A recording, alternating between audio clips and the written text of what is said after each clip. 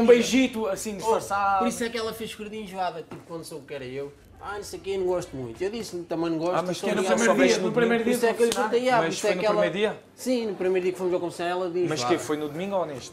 Quando foi a falar que... Mas tu ainda... Mas foi neste. Mas foi neste domingo. Opa, tentei. Mas este homem ainda tentava às vezes, não, mano? Ela se ia ter com ela e ia mexer no cabelo, as coisas todas. Mas olha, foi neste domingo ou foi no primeiro todos? O quê? Já foi naquele dia que eu fui lá, com as duas. Então foi neste domingo. Que eu fiquei Então foi... lixado, estás a ver? Mas só vos apresentaram aí? Só nesse domingo é que vos Foi no apresentaram? dia antes. Acho eu, um dia ou dois, já não sei. É que vos disseram que o vosso era Mas isto. foi um feio do caralho. Opa, é normal, até olha lá, como é que querias que eu jogasse? Cheguei lá dentro ela cortou logo, tipo, deu uma de enjoada. Que foi um Estou-me a cagar. Também, pá, Então o teu segredo só foi revelado uma semana depois.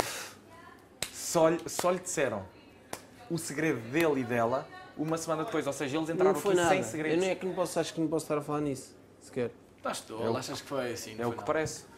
Ele no dia foi ao confessionário, no dia que entrou.